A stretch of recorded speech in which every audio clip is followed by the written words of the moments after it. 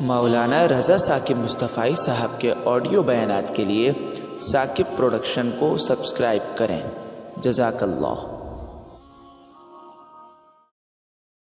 تو ایک مومن تو درود کے ساتھ جڑا ہوا ہے، وہ تو درود کے بغیر دن گزار ہی نہیں سکتا، الگ سے نہ بھی پڑھے تو اس کو نماز کے اندر درود پڑھنا ہی ہوتا ہے۔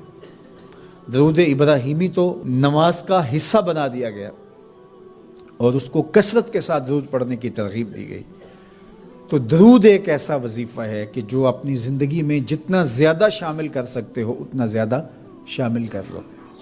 ویسے بھی درود پڑھنے سے بچوں میں تقدس پیدا ہوتا ہے، بچے پاک دامن رہیں، عفت مآب رہیں، ان کی طبع میں تقدس رہے۔ آپ چاہتے ہیں، ہر ماں باپ چاہتا ہے، اور پھر دور موجود کے اندر جو فتنے ہیں تو بہت ضروری ہے کہ ہماری اولادیں تقدس مآب رہیں، تو ان کو درود کی ترغیب دو، تو اس کا عملی نتیجہ یہی ہوگا کہ ان میں تقدس کا جوہر پیدا ہوگا اور ان کی عصمت کی حفاظت رہے گی۔ اور درود شریف پڑھنے والے بچے اور درود شریف نہ پڑھنے والے بچے دونوں کی عادات میں فرق ہوتا ہے۔ درود پڑھنے والوں کی طبع میں رقت، لطافت، نرمی، محبت، شفقت جیسے جذبات پیدا ہوتے ہیں۔ یہ درود شریف کا عملی نتیجہ ہے۔ بعض لوگوں کو شکایت ہوتی ہے کہ ہمارے بچے بڑے اکھڑ ہیں، بڑے تند مزاج ہیں، بڑے سخت گیر ہیں، تو اس کا علاج کیا ہے؟ تو اس کا علاج یہی ہے کہ ان کو درود کی تسبیح دو۔ درود اکڑ توڑ دیتا ہے، طبیعت کی تندی نکال دیتا ہے، طبائع کی تلخیاں ختم کر دیتا ہے، محمد عربی کے نام کی مٹھاس پیدا کر دیتا ہے۔ حضور کا نام شہد سے میٹھا ہے، دل آویز ہے، کھنڈ میں اتنی مٹھاس نہیں ہے، شکر اور گڑ میں اتنی مٹھاس نہیں ہے، شہد میں اتنی مٹھاس نہیں ہے، قند اور نبات میں اتنی مٹھاس نہیں ہے جتنی نام محمد میں رکھی گئی۔ ان کا نام لبوں پر آئے، میٹھا میٹھا منہ ہو جائے، ان کے بول بہاروں جیسے اور اصحاب ستاروں جیسے، ان سا پیارا اور نہ کوئی، ان سے بچھڑ کے لکڑی روئی، جب وہ سیر کو جایا کرتے سر پہ بادل سایا کرتے۔ میرے شہر کے ایک پنجابی شاعر ہیں، انہوں نے تو قلم ہی توڑ دیا نا، تینوں سینے دی میں ٹھنڈ آکھاں، اگر آپ کا ذوق ہو تو، تینوں سینے دی میں ٹھنڈ آکھاں، شہد گلاب تے کھنڈ آکھاں، تینوں نبیاں دا میں لاڑا آکھاں، تیرے ہجر دے وچ میں ہاڑا آکھاں۔ تو ان کا نام ہی میٹھا ہے، دل آویز ہے۔ تو درود غصہ ختم کرتا ہے، طبیعت کی تلخی اور تندی مٹا دیتا ہے، اکھڑ پن ختم کرتا ہے۔ تو آپ اگر چاہیں کہ اولاد اکھڑ ہے تو ان کو کسی طرح درود پہ لے آئیں، درود کی تسبیح ان کے ہاتھ میں دے دیں، تو ان کی طبع میں نفاست بھی آئے گی، ان کی طبع میں لطافت بھی آئے گی، ان کی طبع میں رقت بھی آئے گی، ان کی طبع میں محبت بھی آئے گی، ان کی طبع کے اندر جو ہے وہ لیاقت بھی پیدا ہوگی۔ درود پڑھنے والا بچہ ذہنی استعداد میں درود نہ پڑھنے والے بچے سے بہتر ہوتا ہے۔ یہ بھی آپ تجربہ کر کے دیکھ لیں، دو بچے برابر ذہنی استعداد رکھتے ہوں اور ان میں سے ایک بچہ درود پڑھتا ہو اور ایک درود نہ پڑھتا ہو، تو درود پڑھنے والا بچہ آگے ہوگا۔ یہ درود کی برکتیں ہیں، یہ درود کی رحمتیں ہیں۔ تو درود کثرت سے پڑھنا اپنی اولاد کو سکھائیں گے۔ ہفتہ روزہ آپ محافل کا گھر میں انعقاد کر لیجئے اور اس میں صرف درود شریف پڑھ لیجئے، تو انشاءاللہ اس سے آپ دیکھیں گے کہ اولاد کو اس کا فرق پڑتا ہے۔ یہ تربیت کا ایک آسان نسخہ ہے اور یہ وہ وظیفہ ہے جس سے تھکن نہیں ہوتی، یہ وہ وظیفہ ہے جس سے طبیعت میں تلخی نہیں آتی۔ کہتے ہیں وظیفہ میں نے پڑھا ہے تو وظیفہ پڑھتے پڑھتے میری طبیعت میں یہ ہو گیا ہے، وہ بعض کہتے ہیں وظیفہ الٹ پڑ گیا ہے۔ بڑے وظیفے الٹ پڑھ سکتے ہیں لیکن درود الٹ نہیں پڑھتا، درود ہے ہی سیدھا، یہ الٹوں کو بھی سیدھا کر دیتا ہے۔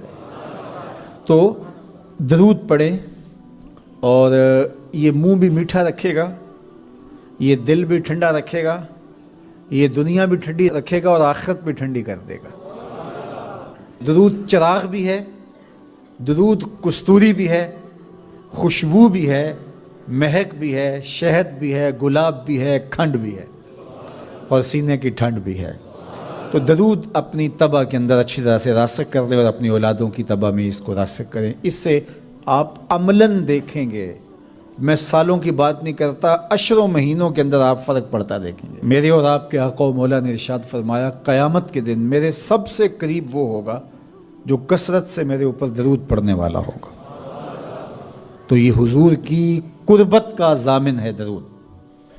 تو اس لیے اپنی اولاد کو حضور علیہ السلام پر درود پڑھنے کی ترغیب دو۔ بچپن میں ہی اپنے گھر کے اندر مجالس سے درود قائم کرو۔ روزانہ کی بنیاد پہ ہو تو بہت اچھا، نہیں تو ہر 8 دن کے بعد ایک دن ضرور متعین کر لیا جائے۔ جمعۃ المبارک کے دن کثرت کے ساتھ درود پڑھنے کی ترغیب دی گئی ہے، اور فرمایا اس دن فرشتے حاضر ہوتے ہیں۔ درود ایک نہیں ہونا ہے تمہاری دعا بھی قبول ہو جائے گی، چونکہ اللہ تعالیٰ جل شانہ کی یہ شان نہیں ہے کہ بعض کو قبول کر لے اور بعض کو ترک کر دے۔ ہماری فقہ کا بھی مسئلہ ہے، اگر آپ نے کسی سے سودا لیا ہے، اس میں کوئی ردی چیز آ گئی اور کچھ صحیح آ گئی، اب یہ نہیں آپ کر سکتے کہ جو صحیح ہے وہ رکھ لیں اور ردی واپس کر دیں، یا تو وہ صحیح کے ساتھ ردی بھی قبول کرنا پڑے گی، اور یا پھر جو ہے وہ صحیح بھی واپس کرنا پڑے گی۔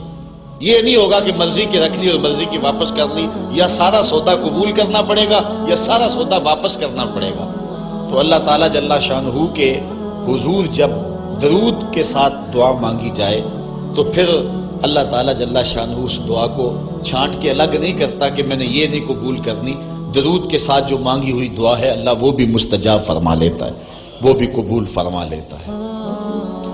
درود پاک وہ بابرکت عمل ہے، کمال ہے، تو پھر جی نہیں چاہتا کہ پڑھو صلو علیہ وآلہ، یعنی پھر دل اچھلتا ہے، روح پکارتی ہے، جو اتنی خوبیوں کا منبع و مصدر ہے، اتنے کمالات کا جامع ہے، جس کے دم سے اندھیرے چھٹ گئے، جس کے دم سے کائنات میں اجالے پھیل گئے، تو پھر کیوں جی نہیں چاہتا کہ اس نبی پر درود پڑھا جائے؟ صلو علیہ وآلہ، آؤ اس نبی پہ درود پڑھو، اس نبی پہ سلام پڑھو، اس نبی پہ بھی درود پڑھو، اس کی آل پہ بھی درود پڑھو۔ بلغ العلا بکمالہ، کشف الدجی بجمالہ، حسنت جمیع خصالہ، صلو علیہ وآلہ۔ میں درود شریف کے عنوان سے اپنی گفتگو کو ختم کروں اور امام بوصیری کا ذکر نہ کروں تو یہ ناانصافی ہوگی۔ حضرت امام بوصیری فالق زدہ ہے، ساری زندگی بادشاہوں کے قصیدے لکھے ہیں، ساری زندگی بادشاہوں کی کہانیاں بیان کی ہیں، ان سے اعزازات پائے ہیں، تکریمات پائی ہیں، لیکن عمر کا آخری حصہ آیا، جسم فالق زدہ ہو گیا، سارے چھوڑ گئے۔ تنہائی، بیماری اور غربت، یہ 3 چیزیں اگر اکٹھی ہو جائیں تو ان کو کاٹنا بڑی قیامت ہوتی ہے۔ تنہائی، غربت اور بیماری، یہ تینوں اکٹھی آ گئی حضرت امام بوصیری پہ۔ صحت مند کے سارے گھاؤ ہوتے ہیں، بیمار پڑ گئے تو کوئی پوچھتا ہی نہیں۔ ایک دن خیال آیا، ساری زندگی شہنشاہوں کے قصیدے لکھے، آج اس کا قصیدہ نہ لکھوں جو کائنات کا دولہ ہے؟ اللہ اکبر، قلم پکڑا، پھر حضور کا قصیدہ لکھا۔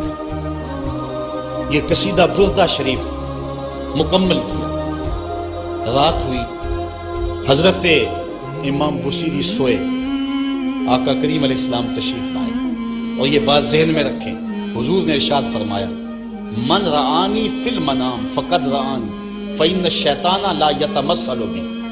یہ ابن ماجہ میں 6 طرق سے روایت مروی ہے، ویسے بخاری دیگر کتابوں میں بھی ہے، لیکن ابن ماجہ حجم کے اعتبار سے چھوٹی کتاب ہے، اس میں بھی 6 مرتبہ یہ روایت ہے، باقیوں میں تو بہت مرتبہ یہ روایت آئی ہے۔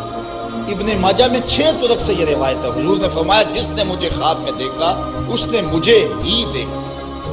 شیطان خواب میں آ کر بھی میری مثل ہونے کا دعویٰ نہیں کر سکتا۔ اچھا، دوسری بات، جس نے حضور کو دیکھا اس نے حضور کو دیکھا، اور جس نے حضور کو دیکھا حضور اس کے خواب میں قصد، ارادے اور مرضی سے آئے۔ میں کسی کے خواب میں جاؤں، آپ کسی کے خواب میں آئیں، نہ آپ کو پتا ہوتا ہے نہ مجھے پتا ہوتا ہے۔ مجلس سجی ہے، میں گفتگو کر رہا ہوں، اٹھ کے آپ چلے جائیں گے، جا کے سو جائیں، میں خواب میں دوبارہ گفتگو کرتا ہوا پایا جاؤں، مجھے آپ اٹھ کے فون کرے جناب آج خواب میں آئے تھے، تو مجھے تو نہیں پتا ہوگا، یا آپ کو میں دیکھ لوں دوبارہ تو آپ کو علم نہیں ہوگا، لیکن حضور جس کے خواب میں جائیں قصد، ارادے اور مرضی سے جاتے ہیں۔ تیسری بات، خواب میں کسی کو کچھ کوئی دے تو وہ محض خواب ہوتا ہے۔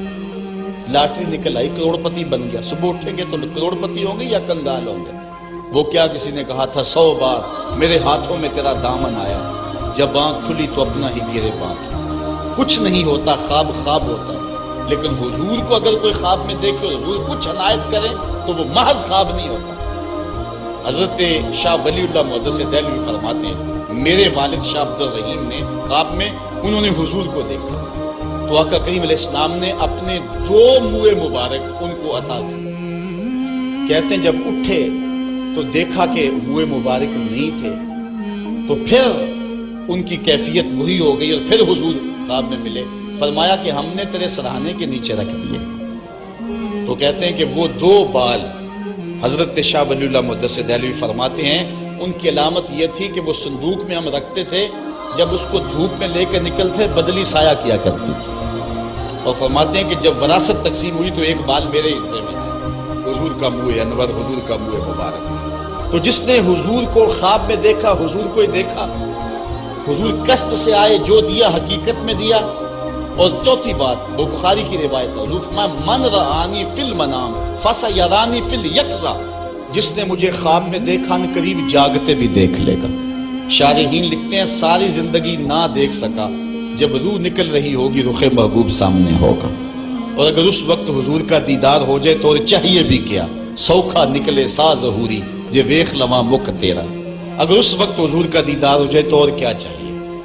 تو حضرت امام بوصیری کہتے ہیں کہ میں سویا مقدر جاگا، حضور تشریف لائے، فرمایا بوصیری جو قصیدہ لکھا ہے وہ سناؤ تو صحیح۔ تو انہوں نے وہ مشہور قصیدہ مولا یصلی وسلم دائماً ابد، وہ قصیدہ حضور کی خدمت میں پیش کیا، تو آقا کریم علیہ السلام نے اپنا دست شفا ان کے بدن پہ پھیرا، اور حضور نے اپنی چادر اتار کر کے حضرت امام بوصیری کو دے دی۔ بردہ عربی میں کہتے ہیں جو ہے وہ چادر کو، اسی لیے اس قصیدے کو قصیدہ بردہ کہتے ہیں، وہ قصیدہ جس کی جزا میں چادر عنایت ہوئی تھی۔ حضرت امام بوصیری جب اٹھے تو بالکل ٹھیک تھے، چادر اوڑی اور مسجد میں نماز پڑھنے کے لیے جا رہے ہیں۔ راستے میں ایک درویش کھڑا تھا، کہا بوصیری رات والا قصیدہ تو سناؤ جو تم نے لکھا ہے۔ حضرت بوصیری کہتے ہیں میں نے لکھا تھا اور کسی کو پتہ نہیں تھا۔ میں نے کہا کون سا قصیدہ؟ کہنے لگے بھولے نہ بنو، جو حضور کو سنایا تھا۔ کہنے لگے کہ میں نے کہا کہ تجھے کیسے پتہ ہے؟ کہا بتاؤں یہ چادر کون سی ہے؟ اللہ اکبر! تو امام بوصیری رحمت اللہ تعالی علیہ نے حضور علیہ السلام پر یہ درود لکھا مولا یصلی وسلم دائماً ابدا، اور یہ جزا پائی۔ حضرت سید محمد بن سلیمان رحمت اللہ تعالی علیہ ایک بزرگ گزرے ہیں، یہ 708 ہجری میں پیدا ہوئے تھے۔ کہتے ہیں کہ میں ایک دن کسی بستی سے گزر رہا تھا اور وہاں ایک کنواں تھا، اس کا پانی تھوڑا سا نیچے تھا، اور میرے پاس کوئی چیز نہیں تھی جس سے میں ڈول ڈال کر کے وہ پانی نکال سکوں۔ میں متحیر کھڑا تھا، ساتھ ہی ایک شکستہ سا کچا سا مکان تھا، اس مکان کے اوپر ایک چھوٹی عمر کی لڑکی کھڑی تھی۔ مجھے کہنے لگی کہ آپ پریشان ہیں؟ میں نے کہا ہاں بیٹے، مجھے پریشانی یہ ہے کہ میں نے وضو کرنا اور نماز پڑھنی ہے اور وقت جا رہا ہے اور یہ پانی بہت نیچے ہے، اگر تم کچھ میری مدد کر سکتی ہو تو ضرور کرو۔ وہ چھت سے نیچے آئی اور اس نے آ کے اپنا لعاب اس کنویں میں پھینکا۔ حضرت شیخ سید محمد بن سلیمان فرماتے ہیں کہ میں نے دیکھا کہ یکا یک کنویں کا پانی اچھل کے کناروں تک آ گیا اور بہنے لگا۔ میں نے جلدی سے وضو کیا اور پھر میں نے اس لڑکی کو کہا میں تجھے اللہ کا واسطہ دیتا ہوں، تو مجھے بتا کہ تیرے پاس ہے کیا کہ تیرے لب کے ڈالنے سے یہ پانی اچھل کے اوپر آ گیا۔ تو اس لڑکی نے مجھے کہا کہ یہ جو مرتبہ مجھے ملا ہے بکثرت الصلاۃ علی من کان اذا مشى فی البر تعلقت الوحوش باذیالہ، یہ مرتبہ میں اس پر درود پڑھ کے حاصل کیا ہے جب وہ جنگل سے گزرتے تھے تو جو جانور تھے قدموں سے لپٹ جاتے تھے، میں ان پر درود پڑھنے کی برکت سے جو ہے وہ یہ مرتبہ حاصل کیا ہے۔ حضرت سید محمد بن سلیمان کہتے ہیں کہ پھر میں نے ارادہ کر لیا کہ میں ساری زندگی حضور علیہ السلام پر درود پڑھتے ہوئے اور درود لکھتے ہوئے گزاروں گا۔ پھر انہوں نے مشہور زمانہ کتاب جس کو اہل علم اور اہل تصوف دلائل الخیرات کے نام سے جانتے، جس کی متعدد شروحات میں لکھی گئی، وہ کتاب انہوں نے تصنیف کی۔ اور اس کتاب کی خصوصیت یہ ہے کہ جو شخص اس کتاب کو باقاعدگی کے ساتھ پڑھے اس کو حضور کا دیدار نصیب ہوتا ہے۔ اور اس کتاب کو پڑھنے والے، میں نے ایک روایت میں پڑھا ہے کہ جو شخص حضور علیہ السلام پر کثرت سے درود پڑھے، اللہ تعالیٰ اس درود کی برکت سے اسے تو نوازتا ہے، اس کی اولاد کو اور اس کی اولاد کی اولاد کو، یعنی اس کی نسلوں کو بھی ثواب دیتا ہے۔ تو حضرت سید محمد بن سلیمان نے یہ کتاب لکھ کر کے درود کی زمانے پر احسان کیا، اور آج تک بالخصوص علماء روم کا عمل اس کے اوپر جو ہے وہ کثرت کے ساتھ ہے۔ لیکن یہاں بھی جو ہے وہ ہمارے بر صغیر پاک و ہند میں بھی دلائل الخیرات پر لوگوں کے بہت زیادہ عمل ہے۔ میرے والد گرامی اللہ ان کی قبر پہ کروڑوں رحمت نازل فرمائے، انہوں نے 37 سال تک بلا ناغہ دلائل الخیرات کا وظیفہ کیا، اور یہ جو کچھ بھی ہے وہ کیا کسی نے کہا تھا، میں جو کچھ بھی ہوں ان کی توجہ کا روح ہوں، میری زندگی تیرے پیار کا انعام ہی تو ہے۔ تو یہ سارا فیضان یہ دروش شریف کا فیضان ہے جو دروس قرآن کی صورت میں آپ دیکھ رہے ہیں۔ حضرت سید محمد بن سلیمان رحمت اللہ تعالی علیہ کا پھر انتقال ہو گیا، اور سوس نامی ایک بستی کے اندر ان کو دفن کر دیا گیا۔ پھر اس کے بعد 77 سال کے بعد ان کو وہاں سے مراکش منتقل کیا گیا، اور آپ کو جب دفن کیا گیا، اور یہ بات اخبار مشہورہ میں سے ہے کہ آپ کی قبر کی مٹی سے درود کی برکت کی وجہ سے کستوری جیسی خوشبو آیا کرتی، اور جب اتنے طویل عرصے کے بعد ان کو قبر سے نکالا گیا تو جب وہ فوت ہوئے تھے تو انہوں نے تھوڑی دیر پہلے حجامت بنائی تھی، اور جب لحد سے ان کو نکالا گیا 77 برس بعد تو ایسے لگتا تھا کہ جس طرح ابھی خط کروایا ہے، اور لوگوں نے ان کے جسم کو انگلی لگا کر کے دیکھا تو جس طرح ایک زندہ شخص کے جسم کو انگلی لگائیں تو خون ہٹ جاتا ہے اور جگہ زرد ہو جاتی ہے، تو ایسے ہی لوگوں نے پایا کہ جگہ زرد ہو گئی، پھر انگلی اٹھائی تو جو ہے وہ پھر وہاں دوبارہ سرخی آنے لگی۔ تو اس شخص نے بتایا کہ یہ دیکھو کیا ہے، تو پھر جو بھی زیارت کرنے آتا وہ انگلی لگا کے دیکھتا اور اس طرح دباتا آپ کی جلد کو، اور وہ زرد ہو جاتی اور پھر دوبارہ خون آتا، تو پھر ان کی زیارت بند کر دی گئی، اور وہاں سوس سے اٹھا کر کے ان کو مراکش کے اندر دفن کیا گیا۔ جو شخص حضور علیہ السلام پہ درود پڑھے تو اس کو حیات جاوداں مل جاتی ہے، اور صاحب درود نبی کا کمال اور مرتبہ کیا ہوگا۔ تو فرمایا ان اللہ وملائکتہ یصلون علی النبی یا ایھا الذین آمنوا صلوا علیہ وسلموا تسلیما۔ آؤ ہم حضور کی بارگاہ میں پورے ادب سے ہدیہ درود پیش کریں۔ الصلاۃ والسلام علیک یا رسول اللہ وعلی آلک واصحابک یا محبوب رب